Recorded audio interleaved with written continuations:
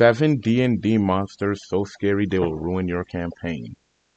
You know, I happen to know a thing or two about D&D. You know, I I don't know D&D anything has about D&D, okay? I just got into it, but but before that, I did see a short about one of D&D's scariest monsters, the False Hydra. Bro, he's definitely going to talk about it because you can't talk about D&D monsters without the False Hydra. But I loved that concept so much. It sparked me to write a short story for my high school class, right? I was in high school at the time. We had my teacher does this whole thing. My English teacher does this whole thing where we just write a short story every single week. My that week's story was about a character I made, a a demon hunter wielding a scimitar and a revolver, fighting the false Hydra using shadow magic. Bro, that was the first thing I heard about D&D, and then I didn't think about D&D at all until like 4 days ago when I got super into it. So let's see. Seven scary monsters. I'm excited for this. many monsters capable of causing absolute fear and disgust in players, but only a few continue. D&D has many monsters capable of Mm-hmm. causing absolute fear and disgust in players, but only a few continue There it to is. do That so one. That one was the false consistently, Hydra. no matter which table they're played at. I mean, Creations so bro, cursed, they make you question the sanity of the game designers and who of your made DM for this? using them. Exactly. Bonjour! In today's video, we're Like, going to go over bro, 7 of I really just want to how crazy the false Hydra is. I just really want you to get how crazy the false the Hydra is most as a cursed concept. monsters in D&D, in no particular order. First up, the Wolf in Sheep's Clothing. Yes, that's a real Okay. name. This monster is Let's from AD&D and is proof that old school D&D advance was D&D. wild. Picture Okay, this. let's see. You are in a peaceful meadow. The birds are chirping. Rabbits are Not flying that around, turkey. and one of Mm-hmm. those adorable little things is sitting atop a tree stump, scratching its head with its hind leg. Rygor the druid sees the bunny and wants to pet it, because, come on, who You wouldn't? pet the And as rabbit. he reaches his hand out, he hears a thud, only to look down and see his arm on the floor and a geyser of blood erupting from his shoulder. As he screams Oh, for help, he looks behind him and sees the rest of the party getting choked to death as razor sharp tendrils. oh. I I was about to say, oh, it's like the rabbits from ReZero. What the hell do you mean Wrap around tentacles? their necks. Amidst What? this nightmare, the birds are still chirping, a deep red glow in their eyes, awaiting their next Oh, meal. Talk about a dream picnic, huh? So if you're not sure what holy, the what monster the was hell? here, I don't blame you. Let me give you a hint. I thought it was like a wolf using a wolf with some sort of disguise magic as a sheep or some other animal. What? Birds. Actually, the tree stump with a bunny on top is a carnivorous plant aberration with tendrils hidden on the ground waiting to cut you. Most players Yo, expect a mimic in a dungeon, not in nature. Hence the name oh Wolves in my Sheep's Clothing. god. Lore wise, So we it's don't just a have much. We mimic? just know it's not part of the world's natural ecosystem. Wait, so this wolf in sheep's clothing is not even a mimic, just something that shouldn't even exist. Oh my god, bro. This is why I'm getting so into D&D now. I kind of regret not getting into it in high school. So when I use it in my Damn. games, I just say that it's an invasive alien species. And the reason why this monster is on this list. The wolves in sheep's clothing Oh, lays eggs in the corpses of adventurers it what? kills to reproduce. You know what? Hans, give Bro, me the flamer. bro. How creative do you have to be to not stop at the fact that, oh, it's this creature that you can never suspect what it is, but so far as to make it aliens too, putting eggs in people. Jesus. D&D is just such a creative game. The heavy flamer. Next up, the false hydra. Here it is. The one and only D&D monster I know about super thoroughly. Okay, because when I first heard of this, I was obsessed with the idea of the false Hydra for weeks. I don't know why that obsession with the Hydra didn't include D&D itself, but like, bro, I even have an art of Before I go that. in depth about it, if you could hit that like and subscribe button. It's a great way to let us know that you enjoy this type of content and want to see more of it. Before we start, if you're a player and you've never heard of the False Hydra and you do not intend to DM, please skip to the next monster. Trust me on this one, I'm doing you a favor. One of my Oh yeah. It's kind of like, let him explain what the False Hydra is before I go biggest on this regrets in rant. D&D is that I'll never get to really experience a False Hydra because I knew what it So would was I. before I got to be in an adventure.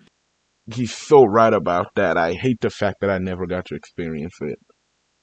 I'm trying to find a game I can play for my first game, but already I love that Faced idea. one of them. So, see you at this timestamp.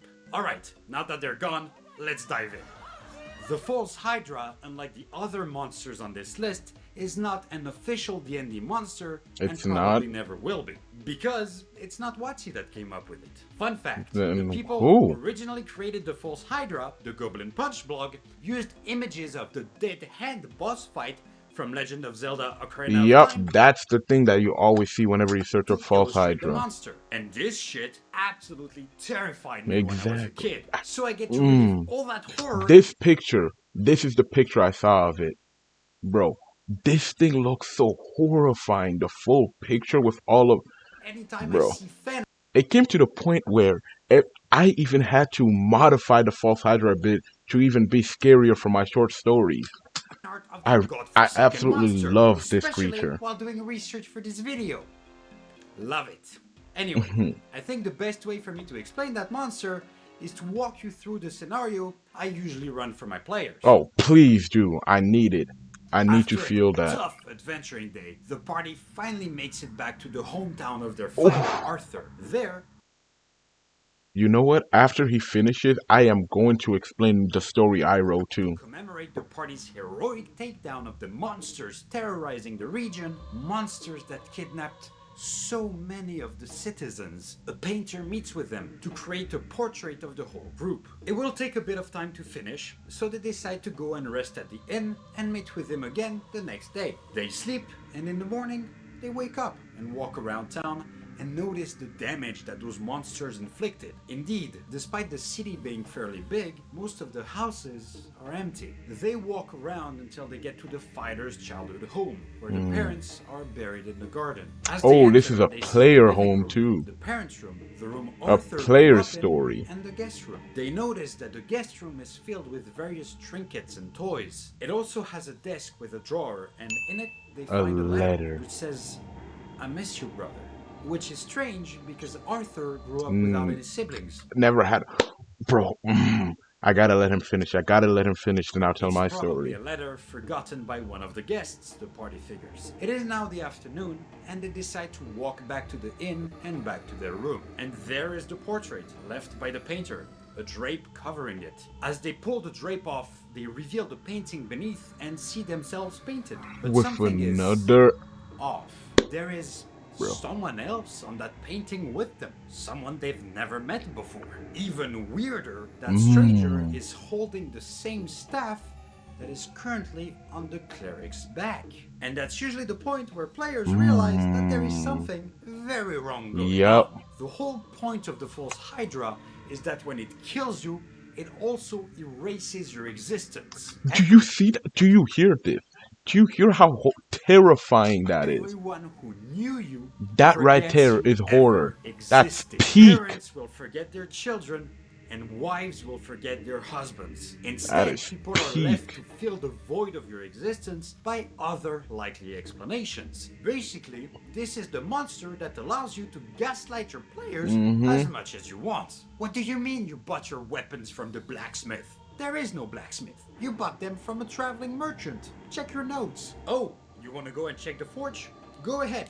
The forge is cold and no one is there. What did I tell you? There are a couple of ways to run the False Hydra. Bro. The most common one is to tie it to a song and as long as you hear it, you forget that the Hydra or Mm, anyone that it kills uh-huh. ever existed. In Mm. game, you can use a song like Baby Shark, do do do do do, Baby Shark Shark, do do do do do do do do do, do. Mommy Shark, do do do do. Ew. Don't put that in the Don't, video. don't, Okay, don't. maybe not Baby that song, Shark would but kill them. Shadow Temple from Zelda Ocarina of Time works wonders. My personal favorite go-to is to play white noise and overlay it atop the background music that is currently playing. It's subtle enough that players don't pick up on it immediately, but Okay, as that's they get smart. closer to the Hydra, you diminish the background music and you increase the intensity of the white noise. It's creepy as hell, but it works great. The other way of running a false Hydra is to not tie it to a song at all and make the effect permanent. If the Hydra kills someone, that person is gone Yep. from existence until the Hydra is killed, and that's final. You can find plenty of stat blocks online for both versions of running the monster, and if you head to my Patreon, you can see my own fucked up version of it. Next up, I'm going That was the first stat block of anything in D&D I've ever seen because I was so hooked on the False Hydra. Okay, uh, that was an excellent story. Okay, let me go into mine now. So mine started with my protagonist, right, in an inn halfway across the kingdom, right? He was all the way. He had an elf friend who sent him a letter saying, "There is something going on here. I don't know why. Please help." So he travels all the way there, right? But the thing about my false Hydra is I made it come from an evil god that wanted to take over the world. So it planted a seed that became the false Hydra. And because the false Hydra I created was made from a god, the false Hydra's power is way okay. Here's what will happen. My false Hydra, when it sings, its song has a giant radius. I mean, a giant radius. You will hear the song before you even see the village. That's how big the radius is. And my false Hydra, it doesn't hide. It just has one of its heads constantly sticking up all the way up to the sky, singing as loud as it can. And when it sings, you do not know it exists. When the false Hydra sings, its existence is unheard. You never know it's there, right? Whenever it stops singing, that's when you know it's there. You can't see it while it's singing, basically, right? So my character goes into the village, goes to talk to his friend, and she's like, "What? I never sent you anything." Right? And he's like, "All right, I'll just stick around for a bit." So he summons his familiar, right? His familiar is also secretly a god, right? And the god notices what's going on and protects him from the false Hydra's charm. So he walks around the village, right? And mid stroll, the god, his own familiar god, snaps him out of the spell, and he sees a giant, grotesque, fuck, a giant neck just sticking up into the ceiling, yelling. He, bro, my character did absolutely nothing. He froze there for 5 minutes, then just started walking. Then later that night, went and 1v1 the false Hydra, nearly died, and had to have his own god possess his body to kill it. Holy shit, I love the idea of the false Hydra so much. But anyway, that's just my writing days. Let's continue. to throw a curveball at you. The Gas Spore. The It's gas also an old spore. school D&D monster, but this one is more of a trap than a monster, and a personal favorite of mine. Because it What tends does to it do? fly under the radar, meaning that it works great even against veteran players. This floating fungal orb looks just like a beholder from afar, with fake eye stalks and everything, tricking you into thinking that you're actually facing the deadly eyeball tyrant. But it is meant to trap your players. It has an absolutely abysmal perception, meaning that your players will see it before it sees them. From here, two things will Oh. happen. One, the party decides that they are not at the level at which they can take on a beholder. So they'll try. Oh, okay, that's smart. Hiding itself as another creature, and if you, let's say, an experienced fighter, He fought many beholders. Is like, just another one. Let's get it over with. Goes in and then Take immediately another gets path, trapped. which means a longer route, which means more potential encounters. Mm-hmm. 2. The party sees that they can get the drop on a beholder and decide to surprise attack it. Slight problem with option 2. This thing only has 1 hit point and then pops like a balloon, exploding in a massive cloud of poisonous spores. Don't that tell burn me your it permanently skin stops and time or infecting something. you with a disease that spawns more gas spores from Oh. your corpse. I don't know what it is with old school D&D monsters and you Oh, okay, now that's interesting. I thought it was just gonna use some sort of spell to trap your character in place, not literally be the bait. using your corpse as part of their reproductive cycle, but Jesus! The funny thing is Bro. that this monster only has a CR of 1.5, but the explosion is super powerful. So if you were to use it How against a level powerful? 1 party, the chances of causing a TPK are super high. But the fun with this plant doesn't stop here, because once your players have encountered the gas spore a few times, they'll realize that it's never a beholder and always a stupid plant, so they'll just safely shoot it from a distance. And that's where you can be an absolute dick. And you drop Wait, in an what? actual beholder that will be very Oh. angry at them for shooting it and will laser Okay, so this monster is just kind of like a setup for a beholder. Alright. them with death rays. The best part is that you can steal that mechanic. I have no for idea any what a other beholder monster. is, by the For way. example, if you're afraid that your players will have watched this video, instead of making a gas spore copy of beholder, you can say Make that in up- your world, the gas spores copy, for example, owlbears. Fun times. Next up. Oh, okay, nah. Nah. If you can just homebrew, if you're homebrewing, you can make a beholder literally anything. On our list, the Oblex. This is a personal favorite of mine What that is turns your this? players' paranoia Oblex. Ew. No, ew. I don't like, okay. I don't like things with many faces and eyes like this. I don't like that. That just, This is a my personal back favorite of feels. mine that turns your players' Ew. paranoia up to 11. It comes from Mordenkainen's Tome of Foes and specifically was created by a kid. Nolan Whale, through the Make-A-Wish Foundation, asked to spend a day with the D&D design team. And he came up with this monster idea that was so good that the design team What is decided it? to make it an official monster. Approved! For context, while he was busy creating one of the most iconic D&D monsters out there, at his age I was busy debating whether the username XXDarkSasuke XX was cool enough. Yeah. Yeah. Yeah, I was probably. busy trying to put cool Anyway, kid let me next to my explain how the name Oblex and works. somehow The adventure misspelled it. party is I back somehow misspelled kid. in town after an exhausting day clearing out a bandit camp. They decide that a rest is I put well key deserved instead. and head to their favorite inn. The innkeeper is happy to see them and asks them how their adventure has been. He's behind the counter and is busy cracking jokes with the waiter that's currently serving the various clients. But then, mid-conversation, the innkeeper cracks a joke and his face cracks too, as the waiter lets out a wet, What? gurgling cough. Before the party can react, the innkeeper's arm lashes out. Not with a handshake, but with a slimy pseudopod that slams into the wizard and knocks her out on the floor. The waiter's body Oh, so a ripples, mimic. melting into a gooey mess. I as gotta it stop thinking lunges, all of these are revealing mimics. itself as another extension of the same creature. As the party looks around for help, Yo. you see one of the customer walk into the door and locking it. Before Oh. his skin melts, turning into crimson ooze alongside the rest of the customers. A monster that's been lurking. Oh, that is a thick move to play on a player. Oh my god. Imagine, right? You've been on a, let's say, 12-hour camp, not 12-hour, but like 12-session campaign. You and the innkeeper are really close. You guys are all friends. Everybody loves him. Then one day, without knowing, you switch him out with this There creature. the whole time, piloting the entire ambush. Yo. This is an Oblex, a highly intelligent shape-shifting ooze that devours people, slurps their memories like a milkshake, and then spits out perfect slime duplicates tethered to its main body.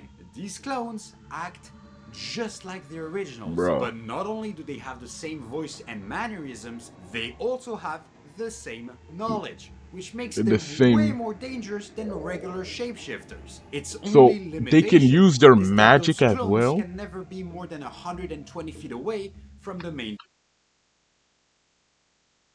bruh.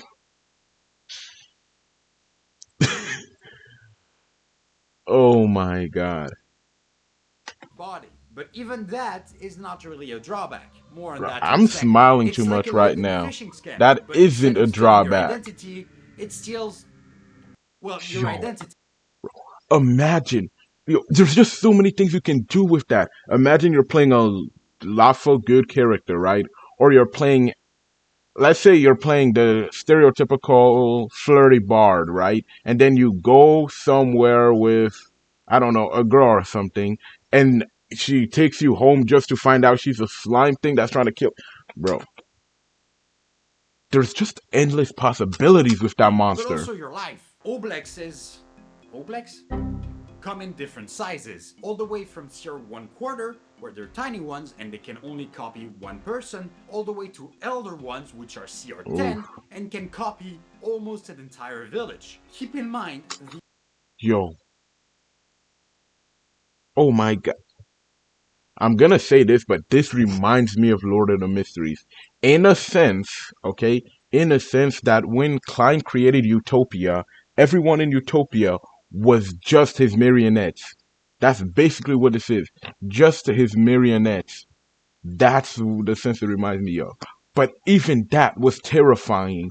How Klein created an entire settlement, and that settlement disappeared in one day, and people think it's a myth.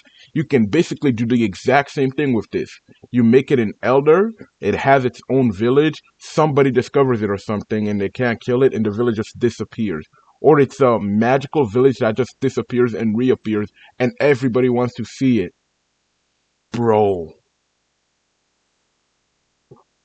elder I can't Oblex can copy wait! up to I 13 can't wait to persons. find my So first the end D&D match, scenario bro. that I described earlier is perfectly feasible. And you can make it worse. Put a couple of Oblexes in a village and they could replace the entire Multiple? population, making for a creepy Twilight Zone. Oh, they are intelligent, so they do have the capability of working together, bro. Imagine a clan with an elder at the top and everyone else below it, and it commands. My God, this Episode where creature. an entire town is alive and well, but nobody ever No, moves from where they are. Lore-wise, these things were created by mind flayers to be used mind as flayers, spies. Because it had to be the brain-eating race to invent something that awful. What makes the Oblex bro. absolutely cursed is how it weaponizes trusts, because it can replicate any NPC. That very precious ally that you had, the one you've been telling about the Mind Flayer invasion, he's an Oblex now. And the Mind Oh, Flayers know everything about your plans. And why is there a straw in my brain? And Oblex is super hard to detect as well, because the only giveaway that the person you're talking to is not actually a person, but an Oblex, is that they slightly smell of sulfur. But that's not actually a problem, ah, because Oblexes can innately cast hallucinatory terrain, a spell which can change the smell of an area. So now it oh just my smells like God, spices, and you can't even use True Sight because that doesn't work on scent. In combat, it's nasty too. The Oblex lashes out with pseudopods that drain your intelligence on every hit, making can it? What I want to know is, dumber with every single strike. ooh, Not that you need much help with that. can it? Can it take over? Right? Uh, let's say this village, right? You and a bunch of your friends. Let's say, oh, I don't know if this will be an asshole move, right? Let's say a player leaves one of their characters behind because, oh, maybe they got bored with this character, right? And they're like, oh, you got this character leaves you behind to stay in this village. And then they create a new character. Imagine if that thing takes control of that character that's now, that player character that's now an NPC and uses it. Or takes control of a high level NPC. Bro, I'm getting too excited. I'm getting too excited, bro. When I get excited like this, I just love to write down short stories. I might And need to its write another Eat story for Memories this. ability inflicts massive psychic damage while ripping away chunks of your past, leaving you Yo, very taking away your confused and memories? possibly sending you back all the way to potty training. And remember Oh, how I said that its clones are considered extensions of itself? Well, that means that it can attack from multiple places at oh once. my. So overall, an absolute nightmare of a monster. But Why does if you're D&D have all the cool creatures? Like, bruh, I can't even at this point. Bet- Excusez-moi. Between the false Hydra, this thing, and the wolf in sheep's clothing, careful, because once you use an Oblex once, your players will not bro, trust a single NPC until the end of that campaign. Next up is a monster that should have been an honorable I mention gotta see because it this. doesn't have a stat block. Honorable mención. But since it's an I official mean, monster and I really like you it, can just it will create get your own its own stat section. blocks. I know. Official and no stat block sounds very paradoxical, but let me explain. The Yes. Bagman is an urban legend. Oh, no, I've heard of this. I've heard of this. Where is it? Where did I hear of this? Yeah, I was scrolling through YouTube Shorts. Then I saw this short of a guy talking about, oh, you know your D&D players use a bag of beholding too much. Why don't you? What was it? Why don't you introduce this creature? And the whole premise. Should I? Yeah, I'm gonna let him explain it. But the whole premise is terrifying, amazing, and the whole reason why I never want to use a bag of From holding. Van Richten's guide, which does mention the monster without giving it stats. Evan, what is in that urban legend, I hear you say? He once was an adventurer who tried to escape doom by hiding inside of a bag of holding, abandoning the rest of the party. But when he tried to leave, he couldn't. And instead he remained trapped, forced to travel in between various extra-dimensional storages. Over time, the strange forces Basically, from the these back dimensions rooms. didn't kill him, but rather turned him into a grotesque monstrosity. Now every Bro. night, the bagman escapes from a bag of holding, ready to hunt, and dragging back his prey along with him in the bag, leaving behind only a trinket from his hidden kingdom. Some say that if you speak, follow my voice 3 times in front of an open bag of holding, the bagman Yup. will come for you. Okay. Do you see? This was the photo I saw in that short. And bro. Bro. I gotta give it a tier list. Okay, this is my tier list for right now. False Hydra first because it's my baby. It's the first D&D monster I've ever heard about. Then this Mind Flayer thing, and then the Bag of Beholding, and then the Wolf in Sheep's Clothing, and then the last one. But like, bro, just imagine it. Let's say you have a bunch of players that are just, I don't know, they just abuse the Bag of Holding too much, right? And you're like, oh my god, this is the, oh, and bro. They go to sleep one day, something crawls out, they fail their checks, and then they just get pulled. I mean, it's a dick move to just instantly wipe a character like that without them fighting back, but still. Or they have an NPC with them, right? An NPC that's crucial for a mission they have to do.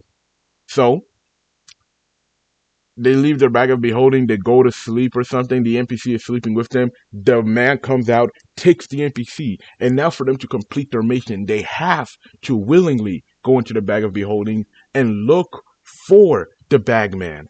I'm just saying. I'm a fucking genius. I'm a genius, man. Like, if it wasn't for my short interest in things, I'd be a beautiful DM. I'd be a beautiful DM. I'm just that creative.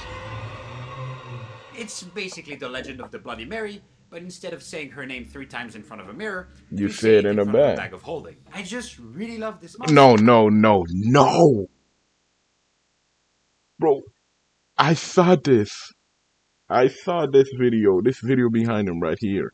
Bro, when I tell you this video that this image is from is so fucking creepy. It was so creepy. And the fact that I watched it in the middle of the night.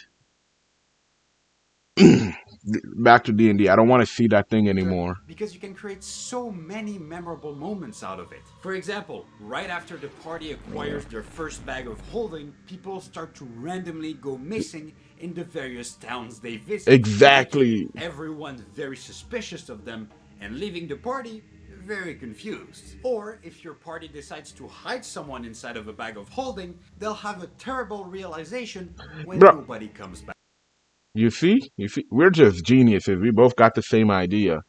up. Or funnier still, when they go and reach out for an object inside of the bag of holding, it's not It an item that they reaches grab, back. but rather another hand that pulls them inside. There's a lot of people that made custom stat blocks for it, and honestly, the idea is so cursed that it deserved a mention. Next up, Exactly. the You see that? Penitent.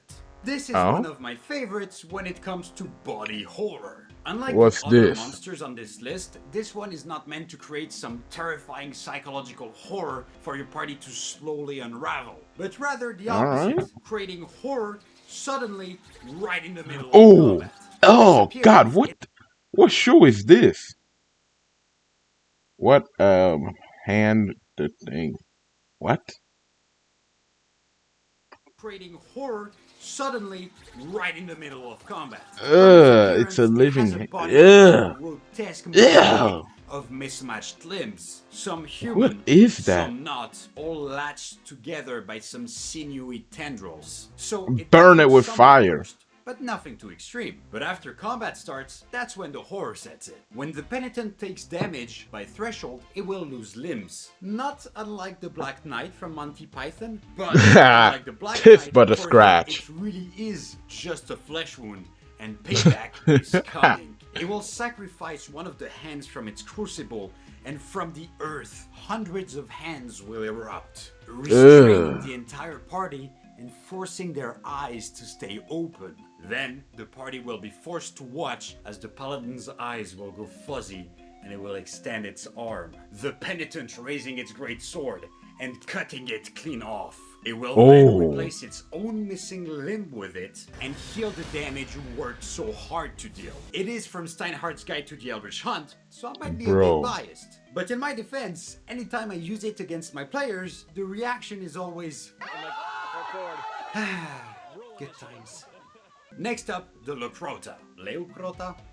Lecrota. A twisted, sadistic beast from the Let's monster see. manual. So not only is this monster's appearance cursed, but more on that later, what it does will also haunt your tables.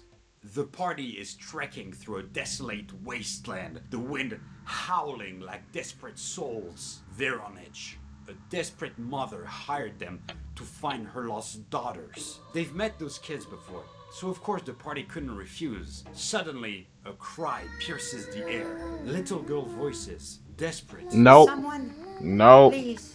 No. No. No. First of all, why do people do this? Second of all, if you hear any voice of a little girl in the middle of the woods at night, you run. It doesn't matter where. You pick the direction you come from and you run. You just run. You do not look back. You do not say anything. You just run. I hate. Oh my god. I can't deal with horror too well, okay? I can't Help. deal with this type of We're horror. hurt. It sounds exactly like the girls they're looking for. They round a jagged outcrop, and here they are. A grotesque hyena. At its Ew. feet are maimed, tiny corpses. The cry comes again from the beast's maw, mimicking the Ah, it girl's mimics voice voices. with chilling perfection. Help! As it lunges forward. This monster is clearly something that exists Not without as scary God's as it consent. should. The appearance of this monster is just completely fucked. Lore-wise, these CR3 beasts are tied to demon lords, similar to gnolls, or they're referred to as twisted alchemical experiments, stalking wastelands and using their uncanny mimicry abilities to lure their prey.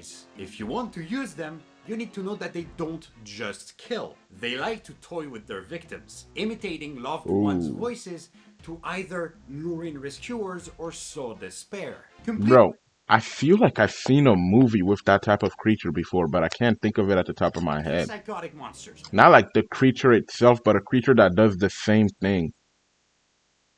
But it wasn't like a pig or something. It was like more like a They have deer. a chaotic evil alignment for a good reason. I've run these, and what ends up happening is that your players will start questioning every single cry for help, even from allies. If you want to use them in fights, I recommend putting up some heavy fog, as it enables a very memorable strategy. So Crotas are super strong, meaning that they can easily come in melee, 19, grapple someone, 18 strength and then drag them away in before the fog. modifier. And if you try to give chase by listening to the cries for help, well, which one is the real one? The voice calling out for help on your right, on your left, behind you? Like I said, absolutely cursed. Okay, La rivedere.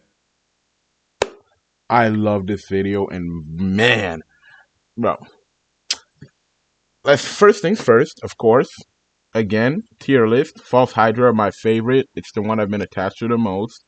Okay, and then this Mind Flare thing, and then we were going back to Wolf in Sheep's Clothing, and then the bag, man, the bag of holding, then the other two, and still my last place is just, it's not this. It is? Wait. Usually Right here. I don't know why I was. Still, this is still my last one, but bro, I can't wait to find the D&D game to play, man. Bruh. It sucks that none of my friends, bruh. None of my friends want to play D&D with me, so now I'm looking online. Can't wait.